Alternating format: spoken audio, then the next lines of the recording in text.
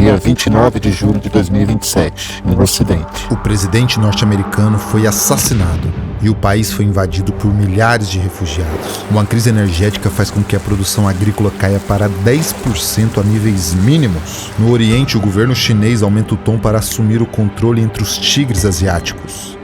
Informações privilegiadas são vazadas por provedores de internet localizados no Índio. A tensão global aumenta.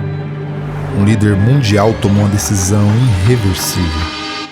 Alguém aí arrisca um palpite sobre o que foi que Putin fez? Nesse nosso documentário você vai entender como a história da Rússia e de seus principais líderes impactam na postura de Vladimir Putin e vai ser convidado a refletir sobre o que nos espera no futuro. Тем, кто позволяет себе такие заявления в отношении России, хочу напомнить, что наша страна также располагает различными средствами поражения, а по отдельным компонентам и более современными, чем у страны. И при угрозе территориальной целостности нашей страны для защиты России и нашего народа мы, безусловно, используем все имеющиеся в нашем распоряжении средства. Это не время.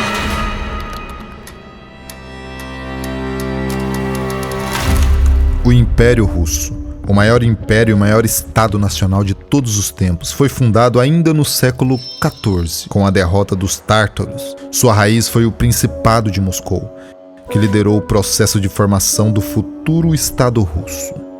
Oficialmente nomeado Império de 1721 a 1917, quando foi derrubado pela Revolução de 1917 e se transformou na União das Repúblicas Socialistas Soviéticas. Lá atrás, quando tudo era mato, ou gelo, como se diz na Rússia, surgiu uma das figuras mais icônicas quando o assunto é Rússia, Ivan IV, ou Ivan o Terrível. A história da Rússia é gigantesca, mas eu preciso escolher um recorte para começar a falar. Já já você vai entender por que eu escolhi esse cara como ponto de partida. Ivan IV se tornou príncipe de Moscou em 1533, com 3 anos de idade. Sua mãe seria regente até a sua maioridade, mas ela foi morta, envenenada, quando ele ainda tinha apenas 8 anos. A partir disso, Ivan foi tratado como um servo até os 16 anos, quando assumiu o Império Russo com o título de czar. Ele se casou com Anastasia Romanova, que mais tarde seria ligado à dinastia Romanova. Foi um governo muito produtivo e, pasmem, considerado piedoso por toda a população, mas como um cara conhecido como o Terrível pode ser piedoso? Tudo ia a mil maravilhas até que a sua esposa faleceu. Ninguém conseguia tirar da cabeça de Ivan que ela tinha sido envenenada, igual a sua mãe. Isso fez a situação mudar para pior. Ivan passou a desconfiar de todos e agir com muita violência. Ele batia nas pessoas próximas com seu cedro, mandava matar antigos companheiros e acabou montando seu próprio exército pessoal. Apesar disso, Ivan era muito religioso.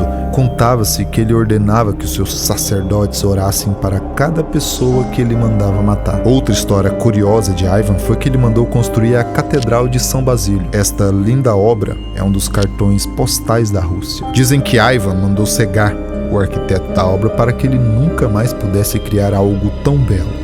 Ivan reforçou a posição de czar a um grau sem precedentes. Apesar de inteligente e enérgico, Ivan era paranoico e depressivo. Seu reinado foi marcado por atos de violência. Eu ainda deixei para o final uma passagem bem trágica da vida de Ivan. Ele teria atacado a sua própria nora grávida, a fazendo perder o bebê, e depois matou o seu próprio filho com o cetro.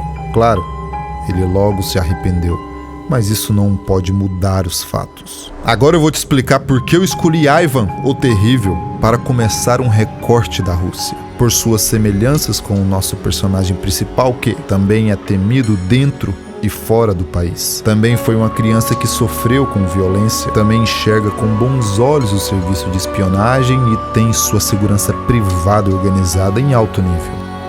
Eu estou falando de Vladimir Putin. Putin nasceu em 1952 na cidade de Leningrado, hoje São Petersburgo. Filho de sobreviventes do cerco de Leningrado, Putin passou sua infância em um apartamento compartilhado repleto de ratos. Em um episódio, Putin encurralou um rato que, sem alternativa, se virou e o atacou. Essa foi uma lição que Putin vai levar para o resto da sua vida. Quando não se tem nada a perder, todas as fichas são arriscadas. Além do problema com os ratos, ele apanhava bastante na escola, o que o fez praticar judô, para aprender a se defender. O judô ensina para Putin uma segunda lição de vida. É necessário ceder espaço para o inimigo e depois golpeá-lo, dando um passo para trás para dar 2 passos para frente. Aqui ele entendeu que só os fracos apanham. Na escola, Putin foi um aluno que arranjava muita confusão com os colegas e professores. Ele era quase um marginal. Andava com os valentões, sofria bullying, apanhava e batia.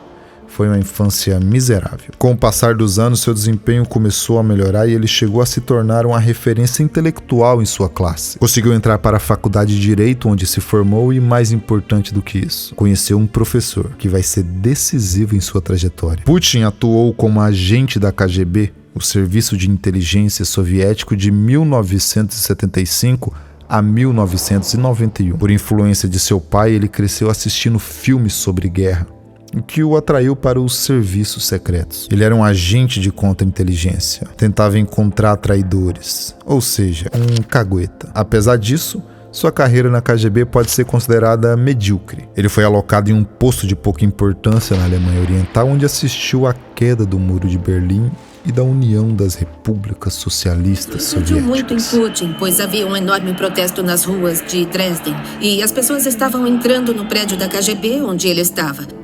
E ele ficou com medo que invadissem o prédio. Foi Putin quem teve coragem de ir lá fora e dizer às pessoas: nós temos seguranças aqui, temos armas e não temos medo de usá-las. E ele ligou para o Exército Vermelho da Alemanha Oriental, pedindo por proteção. A pessoa que ele falou disse: não podemos fazer isso sem ordens de Moscou. E Moscou estava quieta.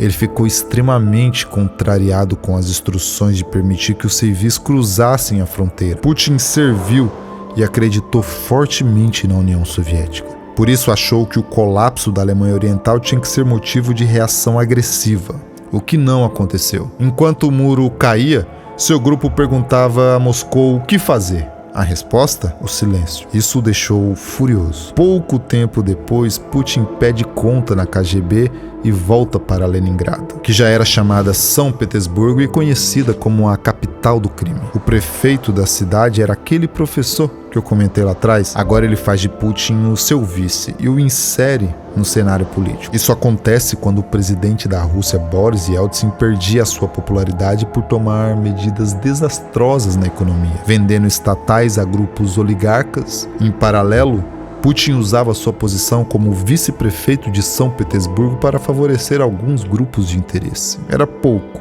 mas já era algo. É difícil nos lembrarmos hoje a tarefa imensa que a Rússia teve que enfrentar após a queda da União Soviética. Não se vira uma democracia do nada. Yeltsin tenta fazer a lei da oferta e da procura funcionar. Mas a procura é quase ilimitada e praticamente não há oferta. O resultado previsível é o caos econômico.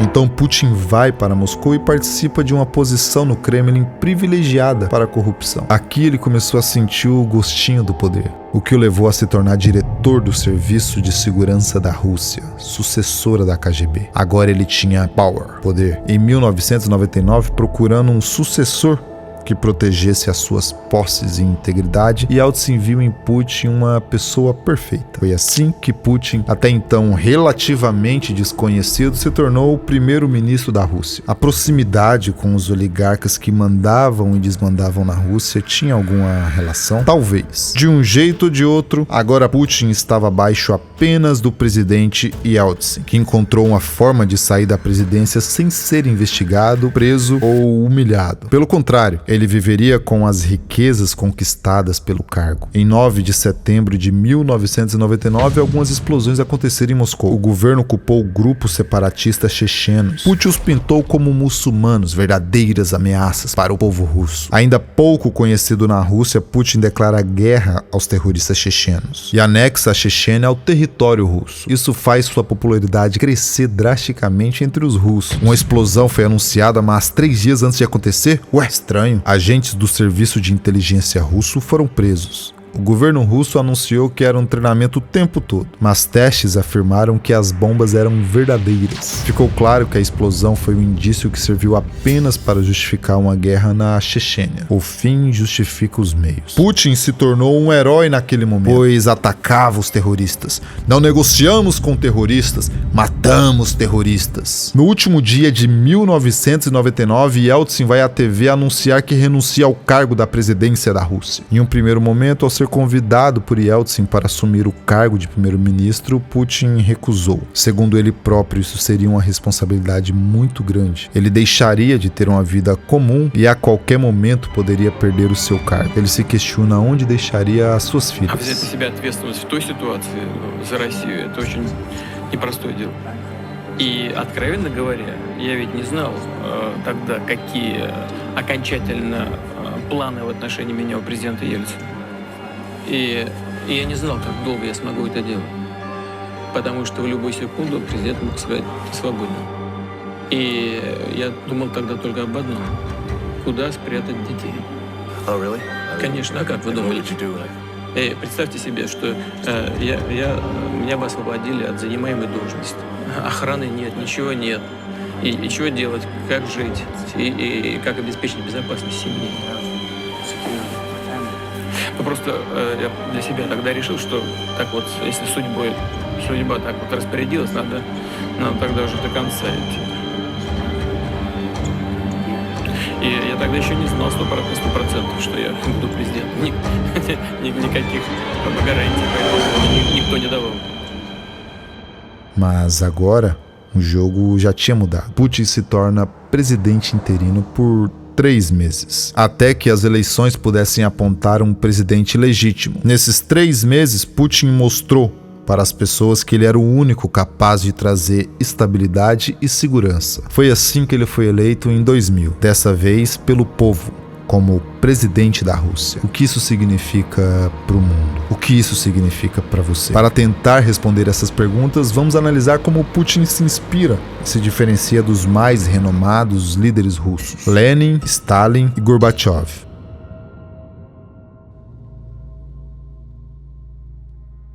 Vladimir se tornou líder russo em meio a um cenário devastador. Soldados mortos, o povo com fome, tudo indicava que a Rússia tinha que mudar. Calma. Eu não estou falando mais de Vladimir Putin, mas sim de Vladimir Ulyanov, ou para os mais chegados, Lenin. De uma família de classe média alta e de status, Lenin teve uma ótima formação educacional.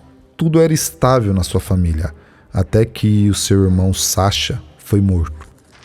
Em 1º de março de 1887, um grupo de jovens revolucionários da vontade do povo se organizava para matar o czar Alexandre III. Eles queriam que as massas se voltassem contra o sistema. 3 membros do grupo foram presos com bombas caseiras que deveriam ser usadas para matar o czar. Isso levou um grupo de jovens a ser condenado à morte. Entre eles estava Sasha, aquele irmão de Lenin que eu acabei de te falar.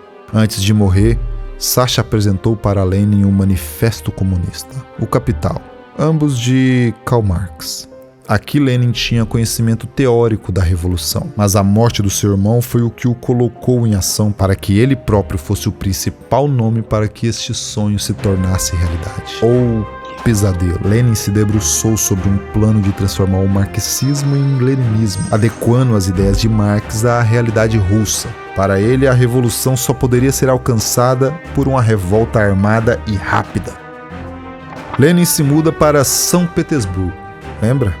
A cidade de Putin, e conquista uma posição de destaque dentro do Partido Social Democrata. Ele foi preso por conspirar contra o czar e foi exilado. Depois do exílio, ele foi para a Europa, mas continuava a influenciar a situação russa. Lenin fragmentou o movimento russo em 2 partes, os mencheviques e os bolcheviques. Conhece o lema dividir para conquistar? Isso é famoso por aqui também. Com esse racha, Lenin preparou o caminho político para a sua própria revolução. A Primeira Guerra Mundial fragilizou o Império Russo, que começou a enfrentar diversos protestos. O czar Alexandre II abdicou e o governo provisório assumiu, mas não retirou a Rússia da guerra.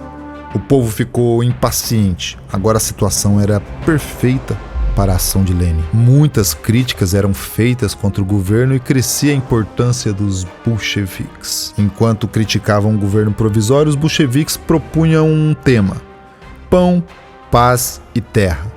Tudo que o povo queria ouvir. Além disso, eles propunham a retirada imediata da Rússia da guerra e a divisão das grandes propriedades entre os camponeses. Nesse momento foi criada a Guarda Vermelha. Foi essa guarda que tomou o Palácio de Inverno em outubro de 1917 e permitiu que Lenin chegasse ao poder. Lenin sabia que enfrentaria problemas, então colocou 2 homens de confiança para te auxiliar: Trotsky e Stalin. Lenin tirou a Rússia da Primeira Guerra Mundial e começou a socializar a economia, distribuindo terras aos camponeses. Além disso, ele arma o povo. As coisas pareciam melhorar. Por outro lado, a classe intelectual começa a perceber a ilegitimidade do golpe de Lenin e os bolcheviques reagem fortemente contra os inimigos da revolução. A religião foi substituída pelo ateísmo e agora o único Deus era o próprio Estado. Nesse momento implode uma guerra civil na Rússia. O Exército Vermelho, os bolcheviques, estava contra o Exército Branco, mencheviques e czaristas. Assumindo uma postura mais agressiva, Lenin dá a carta branca para a execução de qualquer suspeito de oposição. Com um clima tenso e altas taxas de mortalidade, a violência passou a ser normalidade na vida dos russos. Conta-se que Lenin marcava com um X todos os documentos que ele tinha finalizado a leitura. Mas que um dia um comandante viu um X num documento e mandou executar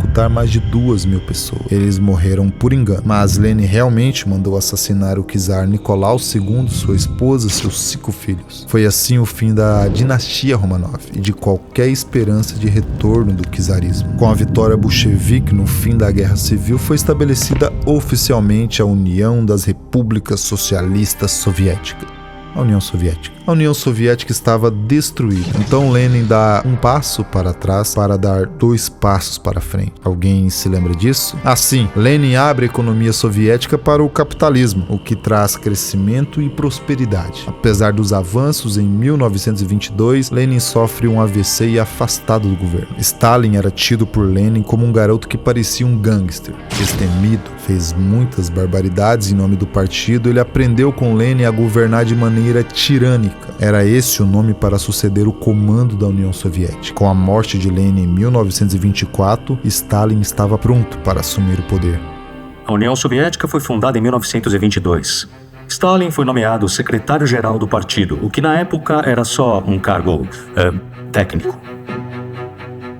Lenin morreu. A batalha secreta pelo controle do Kremlin é fria e rápida, mas Joseph Stalin é claramente o comandante da União Soviética. Após muitas facadas nas costas, algumas literais, Stalin havia pegado uma posição sem valor algum, a de secretário-geral, e a transformado no cargo mais importante. Seu pai era alcoólatra e cruel, sua mãe era religiosa. Então ela o enviou para um seminário, para que ele pudesse se tornar um padre. No seminário, ele não aprende sobre religião, mas sobre marxismo revolucionário. Com a morte de Lenin em 1924, Stalin se articula. Existia um impasse sobre quem deveria comandar a Rússia. E era até mais provável que Trotsky fosse o escolhido. Mas por que permitiram que Lenin assumisse? Porque Trotsky era judeu, Stalin era estrangeiro, georgiano e tinha sotaque, mas treinou muito para que ninguém percebesse isso. Ele também perseguiu e matou os georgianos para manter o disfarce. Lenin também era judeu. A irmã dele descobre e leva para Stalin avaliar, mas ele manda ela voltar para casa, bem quietinha. Ninguém precisa saber disso. Como militante leninista, Stalin se tornou um revolucionário profissional, extremista, confiante, assaltou bancos, assassinou pessoas importantes. A sua interpretação radical do já radical leninismo fez com que a sua própria vertente fosse nomeada stalinismo. Com isso, aconteceu a dominação completa da economia, da educação, da cultura pelo Estado. Foi o controle ditatorial exercido por um único homem, Stalin. A polícia secreta foi um dos pilares do stalinismo. Isso foi fundamental para que as campanhas antirreligiosas ganhassem força. De 37 mil igrejas ortodoxas russas, sobraram 4 mil. Isso era necessário para que a revolução fosse internacional. Na educação, a única orientação possível era a do materialismo ateísta. Na economia, Stalin adotou planos quinquenais para definir quanto era produzido a cada 5 anos nas indústrias. Com isso, a Rússia avançaria 100 anos em pouco tempo. e alcançaria o poder tecnológico dos Estados Unidos. Os impactos dessa política econômica foram cruéis, especialmente para a Ucrânia, onde mais de 10 milhões de pessoas morreram e aconteceu o que ficou conhecido como Holodomor. Proclamou, avisou a todos os ucranianos, vai estatizar tudo que você tem. A terra, o gado e se casa bonita, porque eles exploravam os povos pobres. A fome era uma de suas armas e chegou a um ponto extremo na Ucrânia em que as polícias passavam nas casas confiscando os alimentos. A população tinha que comer cachorros, ratos e até mesmo o canibalismo aconteceu. Stalin envenenou o próprio solo para manter a população fraca e submissa. Muita fome. Para você ter assim, ideia, às vezes até 4, 5 dias só água. Ele tinha medo que os ucranianos se tornassem nacionalistas e deixassem de servir a Rússia, com todos os grãos que eram produzidos por lá. Qualquer um que reagisse contra Stalin seria levado para os campos de concentração chamados Gulag, onde seriam mortos ou escravizados. Parceiros importantes no passado eram simplesmente apagados. Ele liquida qualquer forma de reação do seu povo. Os impactos sobre a popularidade de Stalin entre os russos não são tão grandes graças à sua engenhosa máquina de propaganda. Ele o pintava como um líder forte e carismático. A União Soviética inventava histórias, falsificando documentos dos governos. Você achando que fake news era novidade. A Segunda Guerra Mundial foi iniciada com Stalin se tentando manter afastado. Hitler percebeu isso. Os russos fracassaram contra a Finlândia na Guerra do Inverno e seu exército estava bagunçado. Foi então que Hitler ordenou a invasão contra a Rússia na Operação Barbarossa. Stalin teve uma crise de confiança. Ele não esperava essa traição de Hitler. Mas depois de alguns dias ele volta disposto a entrar na guerra. Fora da Rússia, a narrativa comunista pintava um país perfeito. Ninguém sabia das condições internas e nem acreditava, pois o mundo assistia uma Rússia que só crescia nos esportes, na corrida armamentista, que desenvolveu uma bomba atômica antes do tempo esperado e que influenciou intelectuais por toda a Europa e Estados Unidos. Na Batalha de Stalingrado, Hitler perde para Stalin e seu general Inverno. Os soldados russos foram decisivos na luta contra os nazistas. Foi Stalin que cercou Berlim e fez com que Hitler se auto-executasse. O final da Segunda Guerra Mundial foi um momento muito marcado pela presença de Stalin. Nos Estados Unidos, uma narrativa foi criada para gerar o ódio contra os japoneses. Como eles não se rendiam, ficava cada vez mais provável que Stalin atacasse o Japão e ganhasse maior poder e influência global. Algo tinha que ser feito para acabar com a guerra sem continuar o confronto. A Alemanha já tinha sido dividida em 4 partes, uma para cada aliado: Inglaterra, Estados Unidos, Rússia e França. O presidente dos Estados Unidos, Truman, queria encerrar a guerra antes de ser obrigado a dividir o Japão também. Truman anuncia que tem uma bomba atômica e exige que o Japão se renda, mas os japoneses se recusaram a se render de forma incondicional. O ódio só cresceu. Os russos avançavam para dividir o Japão e então rapidamente alvos foram selecionados pelos Estados Unidos para assustar os japoneses com fotos de antes e depois. Assim, uma bomba é lançada em Hiroshima.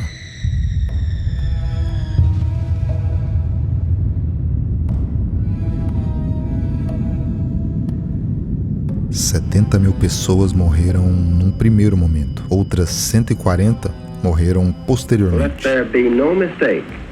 We shall completely destroy Japan's power to make war. They may expect a rain of ruin from the air, the like of which has never been seen on this earth. Mas não foi recebida qualquer rendição japonesa. 2 dias mais tarde, no dia 9 de agosto, a bomba Fat Man foi largada sobre o porto militar de Nagasaki. A bomba de plutônio era mais poderosa ainda.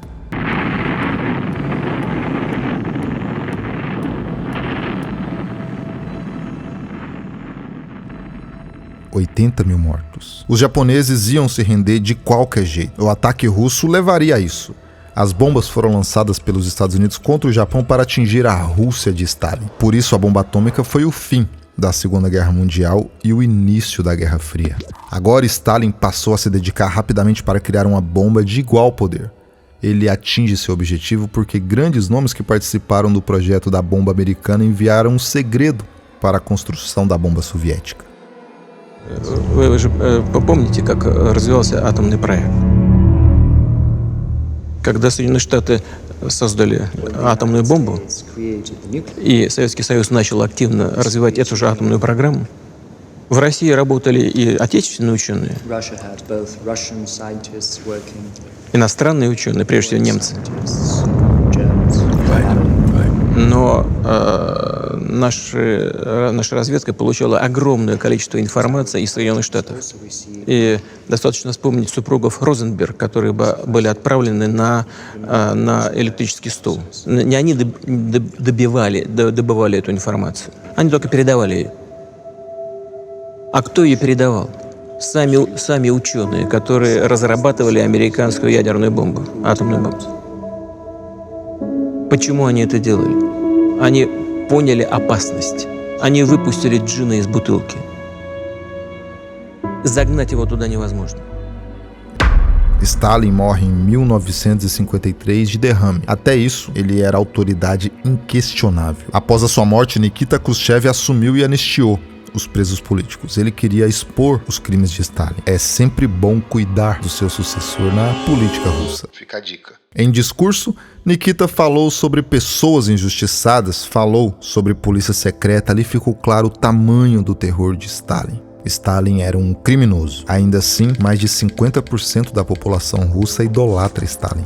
Putin está nessa parcela da população. Ele admira Stalin, mas sabe que é um risco assumir isso. Então ele nunca fala de Stalin, mas do período de Stalin, um período louvável, nas palavras dele. Gorbachev nasceu no regime de Stalin. Seu pai era russo, sua mãe era ucraniana. Acabei de falar da Ucrânia, se lembra? Muitos de seus parentes morreram lá, de fome durante o Holodomor. Seus avós foram presos no gulags, um por ser comunista, outro por não ser. Apesar de uma infância pobre, Gorbachev lutou bravamente a vida. Trabalhou desde pequeno para trazer sustento à sua família e foi um excelente aluno, chegando a graduar-se em Direito na Universidade de Moscou. O que esperar de um cara com esse histórico? Gorbachev assumiu a Rússia em 1985, no auge da Guerra Fria. Ele não queria uma guerra nuclear e enxergava que, se a Guerra Fria chegasse ao fim, a economia seria tamanha que daria para alimentar toda a população e restaurar a economia. Com ele, a relação entre Rússia e Estados Unidos melhorou. Reagan queria entender Gorbachev, que chegou a engolir sapos, mas em que uma conversa franca conseguiu seu primeiro diálogo de paz. Em abril de 1986 aconteceu o acidente nuclear de Chernobyl. Gorbachev não entendeu muito bem o que tinha acontecido ou não quis entender. O que se sabe é que a União Soviética escondeu ao máximo o ocorrido, até que a radiação foi detectada na Suécia e o mundo todo passou a exigir uma resposta deles. Após isso, Gorbachev propôs a Glasnost, um movimento em prol da liberdade de imprensa. Sensibilizado, o líder russo se inclinou ao projeto de paz com a ajuda dos Estados Unidos pelo incidente de Chernobyl. A Guerra Fria ainda acontecia do lado americano. Reagan vai a público diretamente ordenar que Gorbachev derrube o Muro de Berlim. O presidente norte-americano comandando a União Soviética. Mr. Gorbachev, open this gate.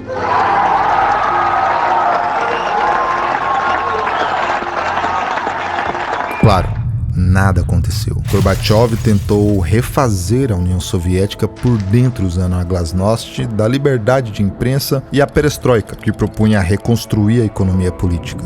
A reação de vários países foi muito forte. Na Alemanha foi declarado repúdio a Gorbachev e apoio ao governo chinês. O Ocidente estava confuso. O muro ainda existia, era um símbolo da separação entre o Oriente e o Ocidente. A tensão foi subir nos países vizinhos recebendo refugiados russos até que, em 9 de outubro de 1989, o povo russo fez uma bela passeata, com 70 mil pessoas gritando: "Nós somos o povo!". Eles pediam apoio a Gorbachev, eles pediam democracia. Eu estava naquela torre e não com os manifestantes, mas a força que eu senti lá no alto, 200 degraus acima, no topo, foi impressionante. Se isso for ao ar na TV ocidental amanhã, não vai mudar apenas a Alemanha, vai mudar a Europa. e o mundo inteiro. E nós ficamos lá e sentimos que era um dia especial. Colocaram 1000 velas na frente do prédio. Nenhum dos manifestantes atacou nada nem ninguém. Por isso, não houve espaço para contra-ataque. As imagens chegaram no Ocidente alguns dias depois. A manifestação teve início nas ruas estreitas do centro da cidade, onde as pessoas pareciam não se incomodar com a presença intimidadora de um grande número de policiais à paisana. Parecia que algo havia mudado profundamente na atitude das pessoas, que agora se recusavam a ser intimidadas pela liderança comunista. Algo sem precedentes na história da cidade. Havia faixas pedindo eleições livres, liberdade de movimento e de imprensa, e o povo clamava por uma nova liderança. Passando um mês, no dia 9 de novembro de 1989, Günter Schabowski, o porta-voz do Partido Alemão, em um discurso atrapalhado, deu a entender que o muro deveria ser aberto. Ao ser questionado por um jornalista quando que o muro iria cair, esse homem disse imediatamente: foi um engano, sim. A derrubada do Muro de Berlim foi uma atrapalhada. Mas já era tarde demais. Para compreender melhor como aconteceu, é preciso recuar umas horas até à conferência de imprensa transmitida em direto para a rádio e televisão. O porta-voz do governo, Günter Schabowski, anunciou que iam passar a ser atribuídos aos cidadãos da RDA que fizessem solicitação vistos para viajar ou emigrar para o estrangeiro sem exigência de condições prévias. Em Berlim, a notícia correu como um rastilho, que levou à rua milhares de berlinenses. Os postos de fronteira foram praticamente tomados de assalto. Os guardas tiveram de deixar passar as pessoas que se comprimiam e festejavam. A cortina de ferro ainda dividia a Europa em 2 blocos, mas não por muito tempo. Mesmo sob a ameaça de estarem banidas da União Soviética e de jamais poder voltar, milhares de pessoas cruzaram o muro. Angela Merkel, que viria a ser no futuro uma das maiores governantes da Alemanha, por exemplo, foi uma das pessoas que cruzou o muro naquela noite. Cenas incríveis, inimagináveis, desenrolavam-se em frente às câmaras que as imortalizaram para a história. Uma prova indispensável para as gerações futuras, quando sabemos que muitos não assistiram à queda do muro, que o viram desmoronar perante os próprios olhos, à força de picaretas e martelos manuseados por cidadãos. Com isso, movimentos independentes começaram a crescer. Alguns países começaram a se tornar independentes, como Lituânia, Estônia, Letônia. Gorbachev acabou desmontando a União Soviética sem querer. Ele queria reformar o sistema. Tentou ir até a Letônia, persuadir o povo, mas não conseguiu nada. Todos lá queriam libertação da União Soviética. Boris Yeltsin foi eleito presidente da Rússia. Ele tinha ideias parecidas com a de Gorbachev, mas era mais imediatista. Ele traz a ideia de abandonar a União Soviética e gerenciar a Rússia isoladamente. Um golpe contra Gorbachev começou a ser bolado e foi executado. Ele foi preso e cercado com sua esposa em uma casa. Ninguém pensava que ele sairia vivo. Saiu, mas enfraquecido. Os líderes das principais nações que formavam a União Soviética se uniram contra Gorbachev. Eles saíram da União Soviética, que em 1991 deixou de existir. Agora a Rússia estava sozinha sob o comando de Yeltsin. E o mundo comemorou o fim da União Soviética. O governo de Yeltsin é marcado pela formação da classe oligarca, que pagaram muito pouco para comprar a indústria russa. Esse evento ficou conhecido como a violação da Rússia. A economia capitalista foi implementada com muitos problemas. A desigualdade ficou séria, os servidores públicos não recebiam e a aposentadoria não era suficiente nem para comprar uma peça de queijo. Apesar da perda de confiança de seu povo, Yeltsin foi patrocinado por seus oligarcas e venceu mais uma eleição. Isso significa que, na verdade, quem governava a Rússia eram as oligarquias. Os russos tinham vergonha de Yeltsin. Ele chegou a ser encontrado nos Estados Unidos de cueca, gritando que queria uma pizza. Não é só aqui no Brasil que tudo termina em pizza. Lá na Rússia era necessário encontrar um substituto. Mas não encontraram ninguém à altura e resolveram colocar no poder um desconhecido chamado Vladimir Putin. Eu já te falei como que Putin chegou ao poder. Bombas implantadas, povo pobre, perdido, falta de liderança. Agora você tem uma noção um pouco maior do que estava na cabeça desse cara que cresceu sentindo na pele os impactos negativos e positivos da liderança de Lenin, Stalin, Gorbachev e outros tantos. Ele sabe o que deu certo, ele sabe o que deu errado, ele sabe o que ele quer. Assumindo a Rússia, Putin escreveu ao secretário da OTAN e reconstruiu um relacionamento com os Estados Unidos e o Ocidente. Ele falou com Tony Blair e o convidou para assistir um espetáculo de guerra e paz em Moscou. Nada pode ser mais interessante para o inglês do que ver francês sendo derrotado. Também Bush tentou estabelecer um relacionamento pacífico com Putin. Putin acreditou que o atentado de 11 de setembro foi uma excelente oportunidade para se juntar com eles contra o terrorismo. Assim, ele achou que os Estados Unidos iriam aceitar a sua guerra na Chechênia. Na economia, a guerra do Iraque fez o preço do petróleo disparar. Então o dinheiro começou a entrar na Rússia. Com isso, Putin pagou a aposentadoria e melhorou a vida das pessoas. Putin queria governar sozinho. Aqueles oligarcas que usavam Yeltsin como marionete foram taxados e perderam seu poder de influência. Ficou a impressão que ele não queria estar com os oligarcas. Ele queria ser o maior deles.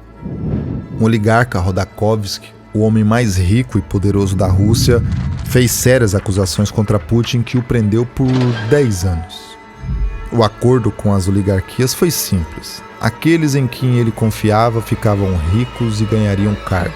Aqueles em que ele não confiava, bom, deixa pra lá. Putin assumiu o controle dos canais de TV russo e mostrou que era um excelente recrutador. Ele aprendeu com o Stalin que a mídia tinha um poder indispensável. Ele foi se tornando autoritário, fez um primeiro ataque contra a Ucrânia em 2004. Como ele queria controlar a Ucrânia, colocou na disputa um candidato que ia seguir as suas ordens, Viktor Yanukovych.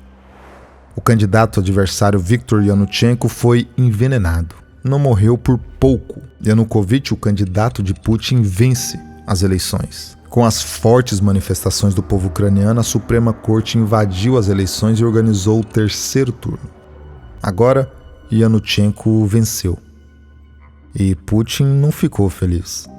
Sua relação com a Ucrânia é mais profunda do que parece. Putin acredita que os ucranianos são russos. Ele achava que o final da Guerra Fria tinha sido uma vergonha para a União Soviética. Putin quis mostrar que nos anos 2000 Moscou não ficaria em silêncio. Em 2007, Putin fez um discurso forte contra os Estados Unidos e contra a OTAN. O discurso foi sombrio. Ele diz que foi o povo russo que derrubou o Muro de Berlim. Falou como um czar, dando ordem aos líderes de todo o mundo. Ele começou mostrando as suas garras quando os países que eram da União Soviética estavam se inclinando ao Ocidente. Em 2008, a Rússia invadiu a Geórgia. Como ninguém reagiu, Putin entendeu que ele poderia fazer o que quisesse com qualquer país que pertencia à antiga União Soviética. Em 2008, Putin precisou se afastar da presidência e entregou o posto a um poste, Dmitry Medvedev. Parecia querer se manter no poder, mas no final das contas devolveu tudo ao Putin. Ficou claro que agora ele se tornaria o líder vitalício da nação. Apesar da manifestação contrária do povo, Putin foi eleito novamente presidente da Rússia em 2012. No dia de sua posse, Putin colocou a tropa de choque para abafar qualquer protesto. Então ele começa a sua propaganda imperialista. Em 2014, a Rússia anexou a Crimeia. E aos poucos, cidades vão sendo integradas à Rússia. Mais uma vez, Putin percebe que ele pode lutar e que ninguém vai se atrever a contestar. O único país que talvez tenha coragem é os Estados Unidos. Como resposta muito hábil em estratégia política, Putin elogia Trump, e há quem acredite que isso influenciou os norte-americanos a votarem em Trump. Com isso, ele joga os norte-americanos contra os outros. Em 2019, Zelensky é eleito presidente da Ucrânia. Era ator e comediante antes disso. Zelensky achou que poderia conversar com Putin e acabar com a guerra entre os países. Mas tudo indica que isso não aconteceu. Em fevereiro de 2022 é iniciado o ataque russo contra a Ucrânia. A Rússia tentou chegar em Kiev atacando um aeroporto, mas os ucranianos mostraram a reação e conseguiram dificultar o exército russo. Assim, a Rússia não conseguiu chegar em Kiev como gostaria, e a guerra se torna verdadeira. Uma emissora de TV russa se declarou contrária à guerra e foi fechada no dia seguinte pelo governo. Os Estados Unidos temiam que Zelensky fosse assassinado. Zelensky não fugiu, e com isso se tornou uma figura inspiradora que uniu países pela defesa da independência da Ucrânia. O exército russo lutou muito mal, a gasolina acabou, eles não esperavam a reação ucraniana. Então a brutalidade só aumentou. Putin começou a levantar hipóteses sobre armas nucleares. Um de seus objetivos era diminuir a OTAN, mas seus ataques tiveram um efeito contrário. A Suécia e a Finlândia entraram para o grupo. Como Bush havia invadido o Iraque e a OTAN não fez nada, agora Putin poderia fazer o que ele quisesse. Putin fala que a Ucrânia é parte da Rússia. Ele diz que Lenin e Stalin erraram em permitir a independência desses países. Vladimir Putin, que sempre desconfiou do Ocidente, sempre acreditou em um pulso firme para manter o Império Russo, é por isso que ele pode ser considerado um imperialista antiglobalista. Na época em que dizia combater os terroristas da Chechênia, Putin prometeu restaurar o orgulho russo. Ia restaurar a economia, mas fora de uma democracia. Ele parece ter sonhos com o Império Soviético. Ele restaurou o hino soviético. Isso por si só já diz alguma coisa. Nosso protagonista Vladimir Putin se inspira e é muito fã de um rapaz chamado Joseph Stalin, que condenou a homossexualidade e a ideologia de gênero. Com a atual guerra da Ucrânia, a sombra da Guerra Fria volta a assombrar o mundo. Putin quer recriar o Império Russo e por isso a Ucrânia deve ser tomada de volta, já que para ele ela faz parte do Império. A Guerra Fria tinha potencial de terminar em apocalipse e hoje ela está de volta. Einstein dizia que a Quarta Guerra Mundial seria travada com paus e pedras. Putin é difícil de interpretar, mas pode-se sugerir que ele acredita que a queda da União Soviética foi a maior tragédia do século XX. Ele entende que algumas estratégias criadas em seu governo seria suficiente para salvar a União Soviética. Putin acredita que a Rússia tem que recompor a União Soviética e que permitir que países do leste europeu tivessem independência política foi um grave erro. Em 2030, Putin chegará à marca de líder mais longevo da história russa, superando Stalin. Até lá, muita coisa pode acontecer e cada vez que o líder russo aparece nas notícias, ele vem acompanhado de uma notícia mais preocupante do que a notícia anterior. O futuro é incerto. Será que Putin seguirá a fé fervorosa de Ivan IV ou o ateísmo de Lenin? Será que Putin utilizará a manipulação midiática de Stalin ou a glasnost de Gorbachev? Será que em um futuro distante as pessoas estudarão Putin, o piedoso, ou Putin, o terrível?